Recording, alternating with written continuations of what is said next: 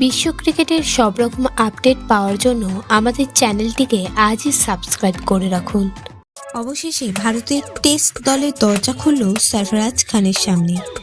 পরিবর্তিত পরিস্থিতিতে মুম্বাইয়ের ব্যাটারকে ডাকতে কার্যত বাধ্য হলেন জাতীয় নির্বাচকেরা। ঘরোয়া ক্রিকেটে একের পর এক বড় ইনিংস খেললেও এতদিন তাকে সুযোগ দেওয়া হয়নি। সরফরাজকে দলে নেওয়া হয়েছে রাহুলের পরিবর্তিত হিসাবে। তার সঙ্গে দ্বিতীয় টেস্টের ভারতীয় দলে নেওয়া হলো অলরাউন্ডার সৌরভ কুমার এবং ওয়াশিংটন সুন্দরকে। উত্তরপ্রদেশের সৌরভকে বেছে নেওয়া হয়েছে জাদেজার পরিবর্ত হিসাবে। সৌরভও বাঁহাতি অলরাউন্ডার। সরফরাজের মতো তিনিও প্রথমবার ভারতীয় দলে প্রথম সুযোগ পেলেন। বাংলার শাহবাজ আহমেদের চোট থাকায় তার কথা বিবেচনা করা হয়নি। ওয়াশিংটন অবশ্য আন্তর্জাতিক ক্রিকেটে নতুন নন। অভিজ্ঞ চেতেশ্বর পূজারা এবং অজিঙ্ক্য রাহানের কথা বিবেচনা করা হয়নি বলেই ভারতীয় বোর্ড সূত্রের খবর।